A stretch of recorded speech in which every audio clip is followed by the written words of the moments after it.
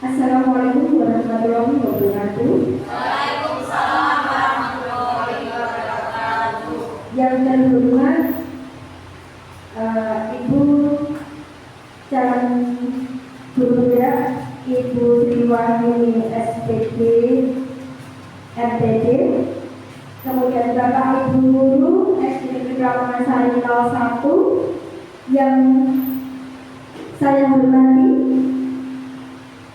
Saya ucapkan terima kasih dan selamat siang atas kehadirannya dalam undangan kami, yaitu acara sosialisasi tentang diseminasi budaya positif SD Negeri Lamongan Sari 01 yang nanti paparannya akan disampaikan langsung oleh beliau Ibu Sri Wahyuni SPG SD Negeri Lamongan Sari 01 CGD Angkatan 11 Kota Semarang.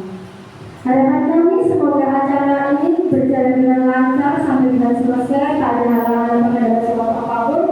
Oleh karena itu, mari kita buka acara ini dengan bacaan basmalah bersama-sama. Bismillahirrahmanirrahim. Terima kasih.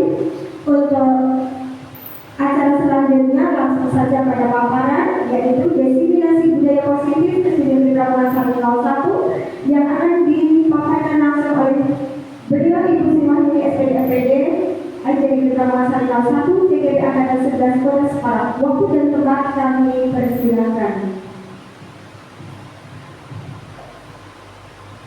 Terima kasih Bu Yuni atas kesempatan dan waktunya. Selamat siang Bapak Ibu semuanya. Assalamualaikum warahmatullahi wabarakatuh. Waalaikumsalam warahmatullahi wabarakatuh. Pada kesempatan kali ini saya akan mensosialisasikan atau diseminasi tentang budaya positif di SDN Lamongan Sari 01. Dalam hal ini saya atas nama Sri Wahyuni SDN Lamongan Sari 01 calon guru penggerak angkatan 11 dari Kota Semarang.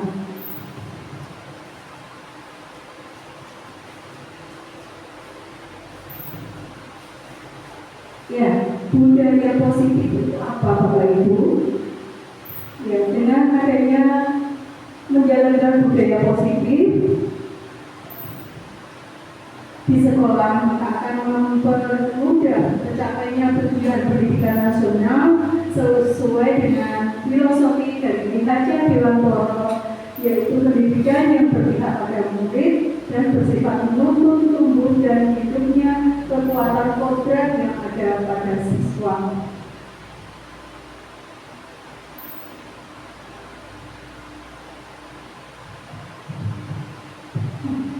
Sedangkan konsep inti dari budaya positif antara lain perubahan paradigma belajar, disiplin positif, nilai-nilai kebajikan, kebutuhan dasar manusia, motivasi perilaku manusia, posisi kontrol guru, keyakinan kelas, serta segitiga restitusi. Nah, pada kesempatan yang pertama yang akan saya jelaskan tentang pembelajaran dengan paradigma baru. Pembelajaran dengan paradigma baru merupakan pembelajaran yang dirancang berdasarkan prinsip pembelajaran berdiferensiasi, sehingga murid sesuai dengan kebutuhan berdasarkan tahapan perkembangan, sesuai dengan segi psikologi modern untuk mewujudkan profil pelajar Pancasila. Kemudian untuk disiplin positif. Disiplin berasal dari kata disiplina yang artinya belajar. Disiplin mengacu pada disiplin diri yang memiliki tanggung jawab terhadap apa yang dilakukan berdasarkan nilai-nilai yang telah diyakini. Disiplin Disiplin positif merupakan salah satu cara menerapkan disiplin yang bertujuan untuk menumbuhkan kesadaran dan memberdayakan murid tanpa imbalan penghargaan, ancaman, ataupun hukuman. Sebagai pendidik, tujuan kita adalah memiliki murid yang memiliki disiplin diri sehingga berperilaku mengacu pada nilai-nilai kebajikan universal dan memiliki motivasi intrinsik dalam perubahan perilaku ke arah yang lebih baik.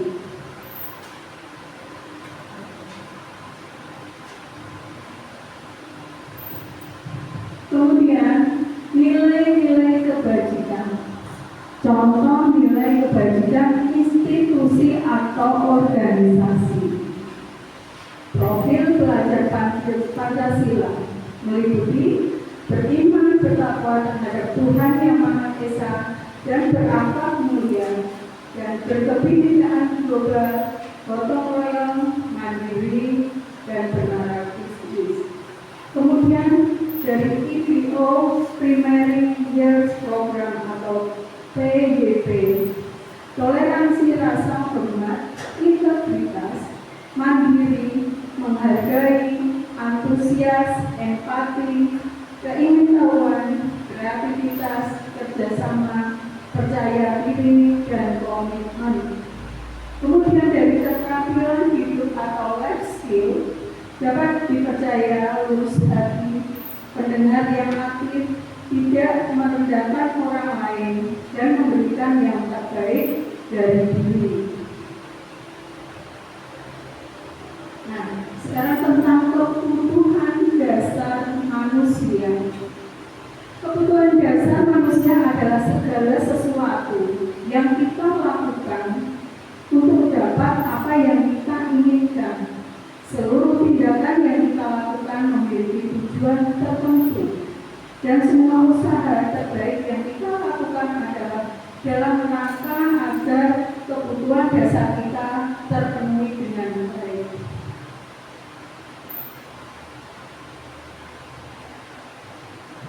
Apa saja kebutuhan dasar manusia itu? Kebutuhan dasar manusia ada 5, antara lain bertahan hidup. Bertahan hidup meliputi apa saja? Makan, pakaian, tempat tinggal, keamanan, kesehatan. Kemudian kebutuhan kasih sayang dan rasa diterima. Rasa diterima dipedulikan, berbagi, kerjasama, bahagia dalam kelompoknya. Kemudian penguasaan, harga diri, keinginan untuk dianggap, memimpin, berprestasi, diakui, serta didengarkan pendapatnya. Kemudian kebebasan, mandiri, memiliki pilihan, mencoba hal baru, mengendalikan arah dirinya, kesenangan, bermain, humor, antusias, bermain, serta tertawa. Itu merupakan 5 kebutuhan dasar dari manusia. Dari kelima kebutuhan dasar manusia akan menimbulkan motivasi perilaku dari manusia. Motivasi perilaku manusia untuk menghindari ketidaknyamanan atau hukuman. Kemudian untuk mendapatkan imbalan dan penghargaan dari orang lain. Kedua motivasi tersebut merupakan motivasi ekstrinsik. Kemudian untuk menjadi seorang yang mereka inginkan dan menghargai diri sendiri dengan nilai-nilai yang mereka percaya merupakan motivasi intrinsik atau motivasi dalam diri sendiri.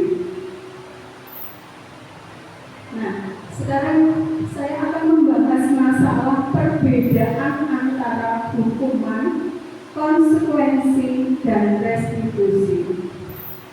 Hukuman itu merupakan tindakan yang diambil oleh guru sekolah akibat dari perilaku siswa. Hukuman biasanya tidak terencana, murid tidak dilebarkan, bersifat satu arah, berupa hukuman fisik ataupun non fisik. Sedangkan konsekuensi adalah hasil atau akibat alami dari perilaku siswa terencana disepakati oleh sebuah aturan murid tidak dapat nyaman. Sikap guru memonitor murid. Sedangkan restitusi adalah adanya perbaikan kerusakan akibat perilaku siswa. Proses menciptakan kondisi bagi murid untuk memperbaiki kesalahan. Proses kolaborasi yang mengajarkan murid mencari solusi sendiri.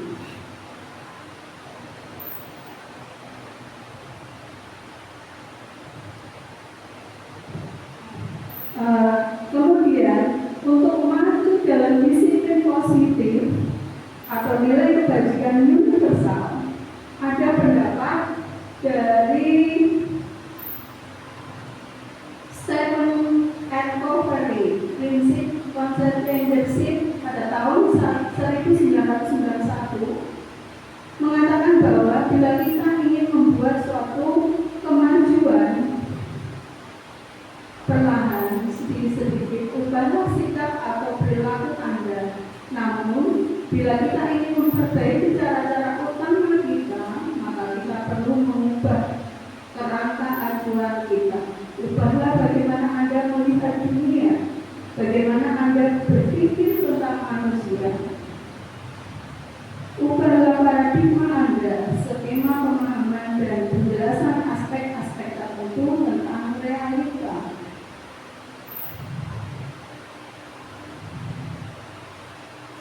Nah, di sini dijelaskan dalam teori kontrol dari William Chester,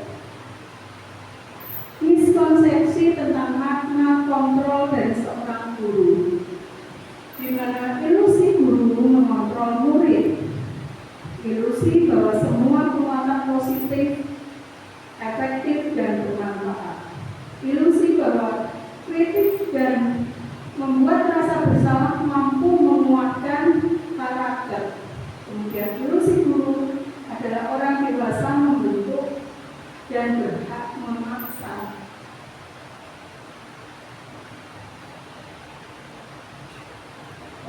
Nah, di sini ada teori kontrol, di mana stimulus menjadikan respon, yaitu realitas atau kebutuhan kita sama dengan realitas atau kebutuhan kita berbeda dari kontrolnya. Kemudian stimulus respon, semua orang melihat hal yang sama. Sedangkan teori kontrolnya, setiap orang memiliki gambaran yang berbeda. Kita mencoba mengubah orang agar berpandangan sama dengan kita. Teori kontrolnya, kita berusaha memahami pandangan orang lain tentang dunia. Kemudian stimulus respon, perilaku buruk dilihat sebagai suatu kesalahan. Pada teori kontrolnya, semua perilaku memiliki tujuan. Orang lain bisa mengontrol saya. Teori kontrolnya, hanya Anda yang bisa mengontrol diri Anda. Kemudian saya bisa mengontrol orang lain. Teori kontrolnya, Anda tidak bisa mengontrol orang lain. Kemaksaan pada Anda pada saat berbujukan gagal. Teori kontrolnya adalah kolaborasi dan konsensus menciptakan pilihan-pilihan baru. Model berpikir memang menang atau kalah. Teori kontrolnya adalah model berpikir menang.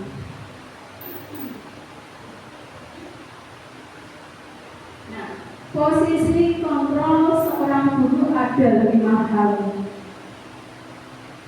Antara lain, posisi kontrol sebagai penghukum, kemudian posisi kontrol sebagai teman, yang ketiga posisi kontrol membuat merasa bersalah, kemudian posisi kontrol memantau dan mengajar,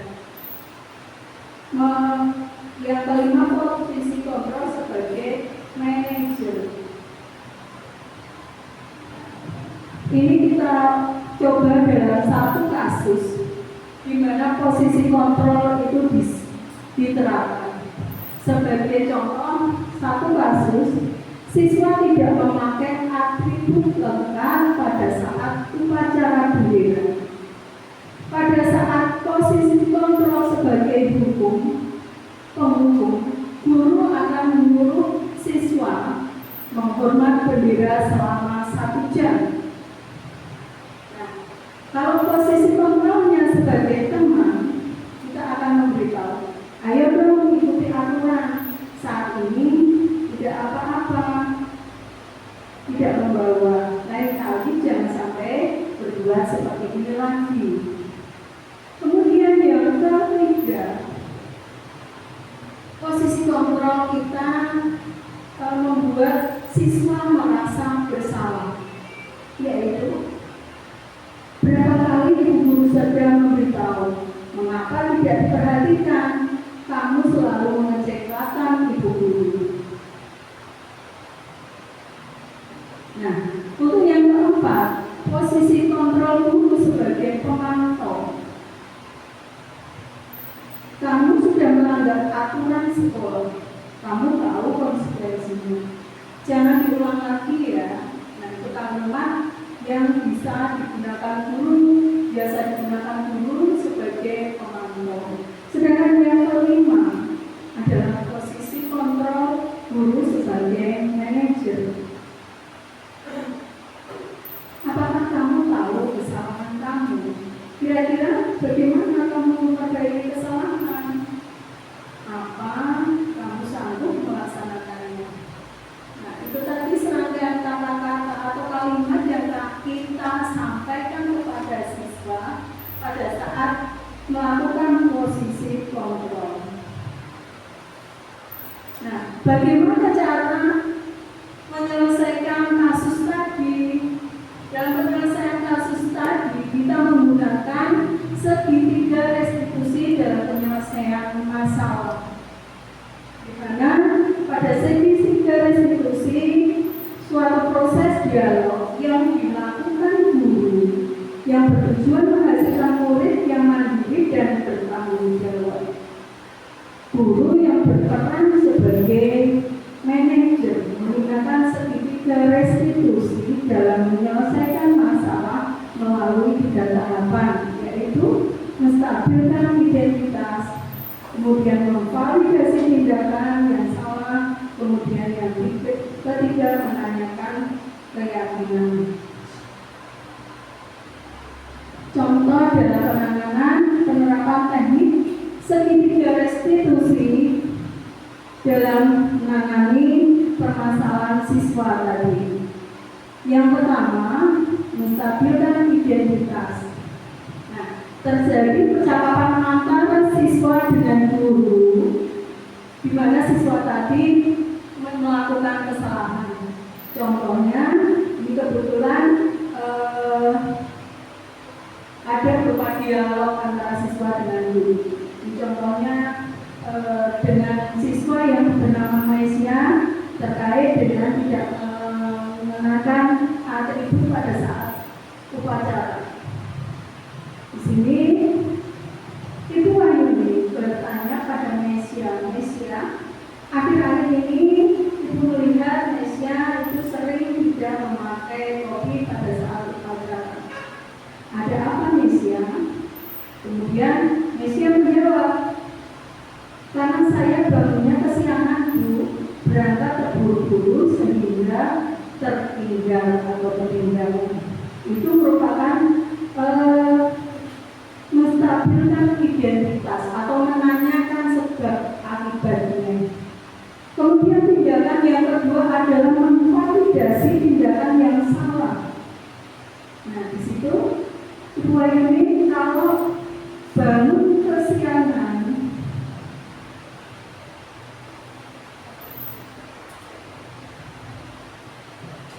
bangun kesiangan, sesekali itu tidak apa-apa, karena memang semua orang pasti pernah melakukan kesalahan. Mungkin Bu Wahyuni juga pernah memiliki kesalahan. Maisya ingin memperbaiki kesalahan itu tidak. Kita tanya siswanya, kemudian siswa menjawab, ingin Bu.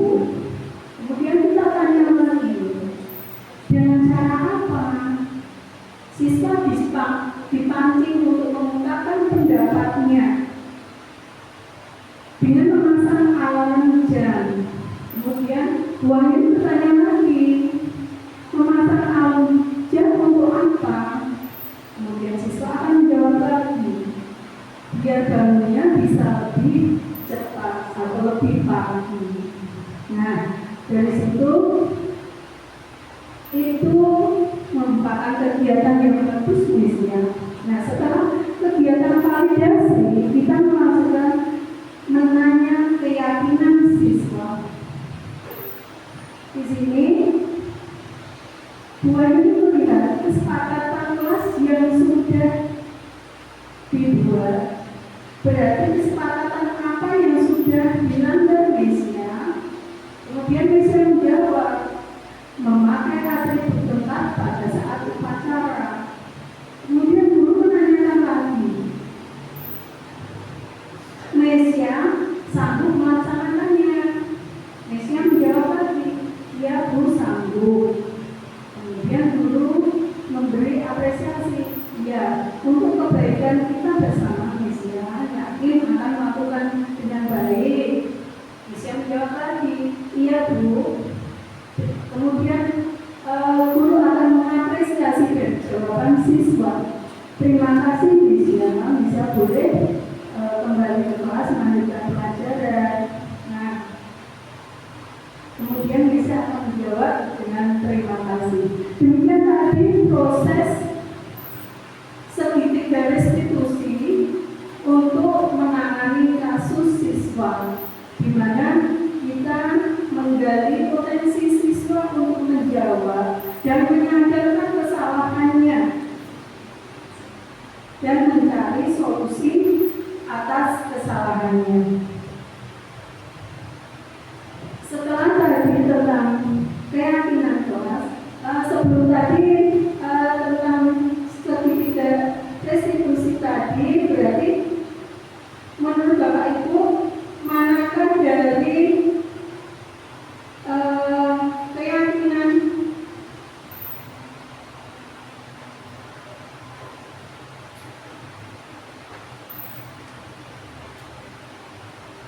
tadi dari lima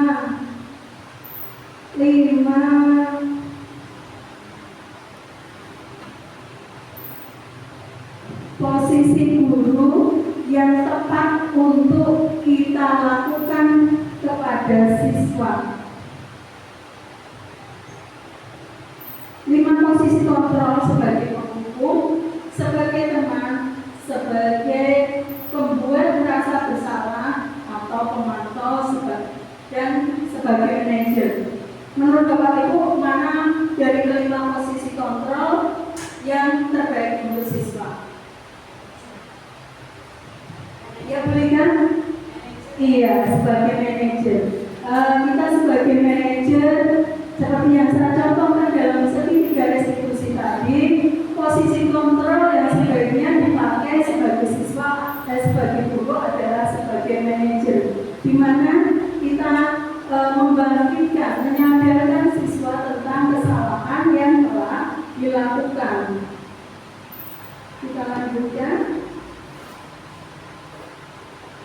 Nah, sekarang terkait dengan keyakinan kelas. Ya, keyakinan kelas. Keyakinan kelas merupakan keyakinan yang dibuat berdasarkan kesepakatan antara guru dengan murid. Keyakinan kelas berupa pernyataan universal yang mudah diingat, dipahami oleh semua warga kelas. Nah, kenapa bukan peraturan kelas? Kenapa di sini kita buat keyakinan kelas? Mungkin bisa ada yang bisa menjelaskan Bapak Ibu. Kenapa bukan peraturan kelas? Kok dibuat keyakinan kelas? Apa yang membedakan? Iya, betul. Kalau namanya peraturan kelas, ada guru yang membuat peraturan sehingga siswa tidak ada kesadaran diri untuk mengikuti bersama-sama menyusun suatu kesepakatan. Sedangkan ini keyakinan kelas atau kesepakatan kelas itu karena adanya kesadaran diri siswa untuk berbuat lebih baik, dan kesadaran itu dilaksanakan, keyakinan kelas itu disusun secara bersama-sama antara siswa dengan guru. Pembentukan keyakinan kelas dibuat dengan kalimat positif. Yang kedua, kalimat pendek dan mudah diingat. Yang ketiga, semua warga kelas dilibatkan dalam penyusunan keyakinan kelas. Warga kelas antara lain guru dan siswa. Kemudian menyesuaikan dengan peraturan sekolah.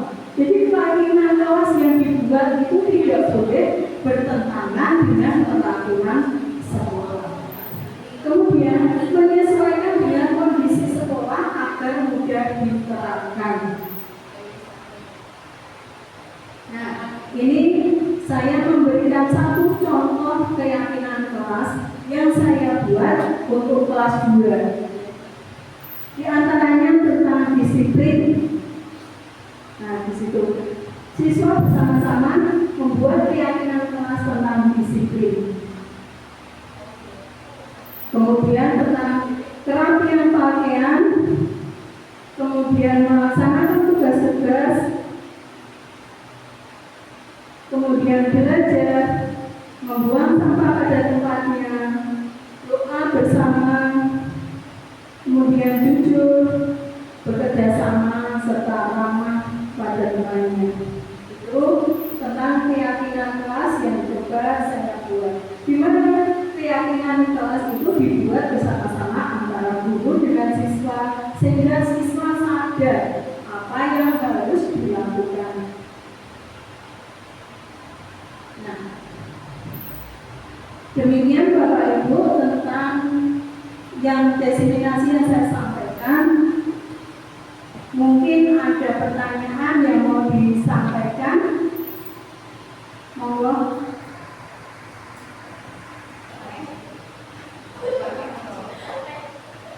Monggo, nanti ke depan Dewi. Terima kasih atas kesempatannya Bu Ani. Di sini saya mau tanyakan, tadi kelas 2 sudah membuat kesepakatan bersama. Nah, itu seandainya ada siswa yang melanggar kesepakatan itu, apakah nanti akan ada konsekuensinya? Terima kasih.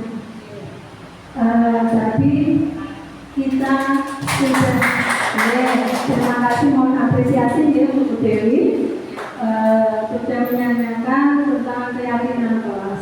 Nah, apakah ada konsekuensinya? Tadi kita sudah bicara masalah hukuman, konsekuensi, serta sertifikat restitusi. Ya.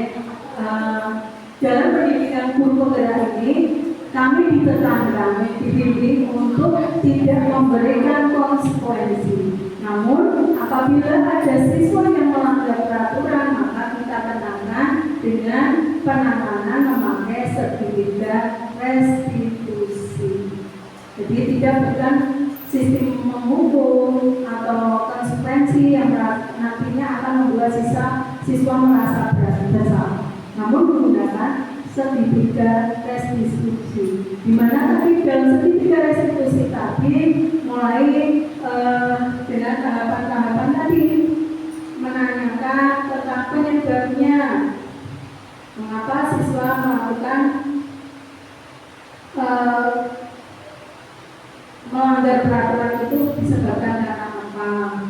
Kemudian nah ini dengan menstabilkan identitas ditanya penyebab dia melanggar itu karena apa. Kemudian siswa dipancing lagi dengan validasi tindakan. Validasi tindakan, dia tanya, mengapa kamu melanggar aturan itu? Tentunya siswa akan menjawab, misalkan datang terlambat.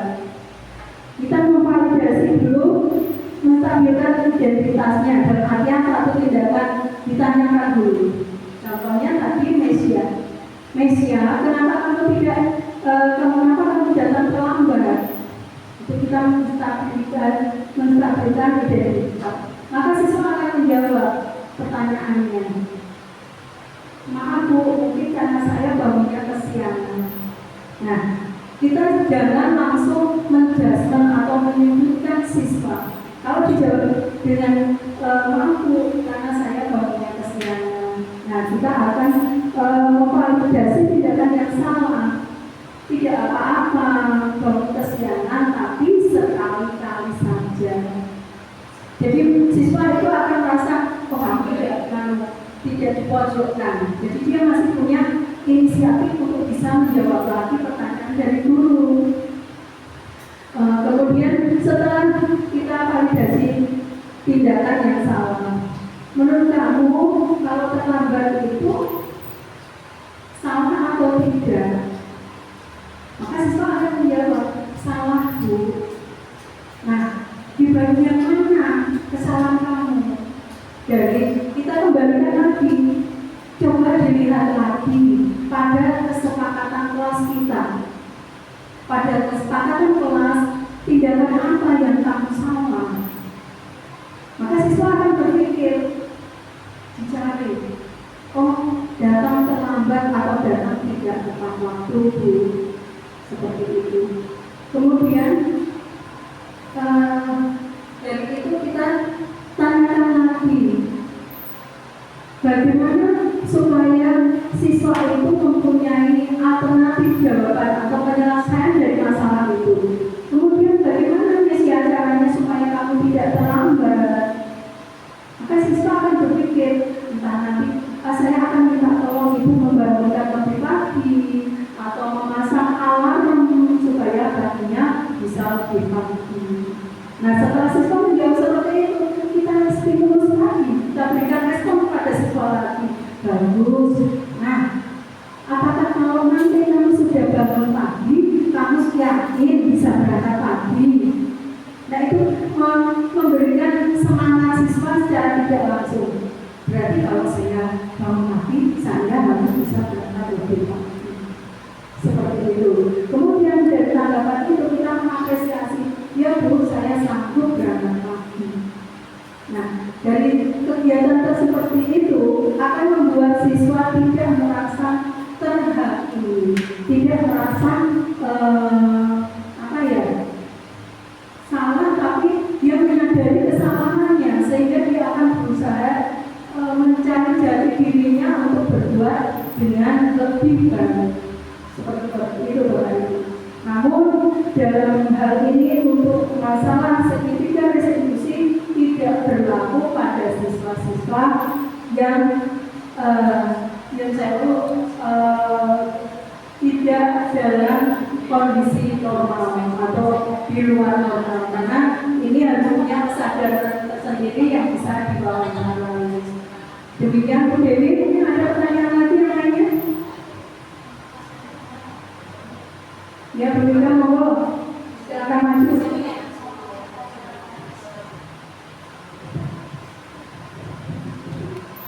Terima kasih Bu. Untuk masalah dengan kelas ini, misalnya ya, ada siswa yang melanggar keyakinan kelas itu sampai 2-3 kali, itu konsekuensi yang tepat untuk siswa itu apa ya kira-kira? Kan kadang ada anak 1 kali kan, besoknya kadang berulang lagi.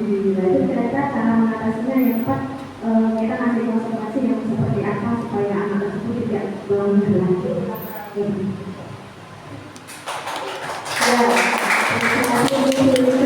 Terima kasih atas pertanyaannya.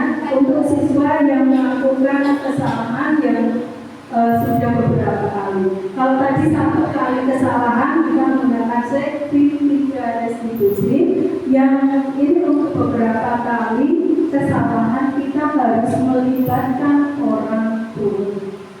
Jadi dalam hal ini untuk keyakinan kelas kita informasikan kepada orang tua, sehingga orang tua juga paham bahwa di kelas itu ada keyakinan yang harus diikuti siswa. Kalau siswa sudah beberapa kali melakukan tindakan kesalahan yang diulang, maka kita berhak memanggil orang tua untuk ditanyakan bersama-sama. Caranya sama, menggunakan segitiga restitusi, tetapi didampingi oleh orang tua, sehingga kita akan bersama-sama dan terjadi kolaborasi antara siswa, orang tua, dan guru untuk menjadikan disiplin siswa. Demikian, Bu Tika.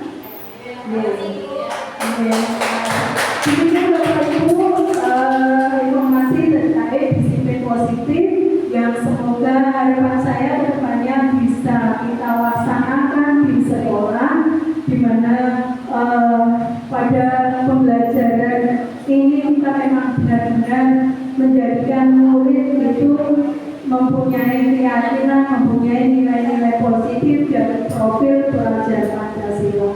Mungkin demikian dari saya. Apabila ada salah tutur kata, mohon dimaafkan. Bila taufik wal hidayah, wassalamualaikum warahmatullahi wabarakatuh. Waalaikumsalam warahmatullahi wabarakatuh. Monggo Ibu, saya kembalikan pada pengacara untuk ditutup. Terima kasih kepada Ibu Tuan Deputi LGD yang sudah memberikan paparan tentang diseminasi budaya positif SDN Kabupaten Sariwa 1. Semoga apa yang telah dipaparkan bisa membawa dampak positif, manfaat yang bagus bagi kemajuan SDN Kabupaten Sariwa 1. Kiranya untuk acara sosialisasi diseminasi budaya positif yang telah disampaikan oleh Ibu Sri ini cukup. Ibu Sapon sampai di sini acara kita tutup dengan mari kita sekali lagi untuk berdoa bersama. Berdoa dimulai.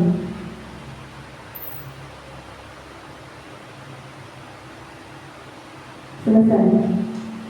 Wassalamualaikum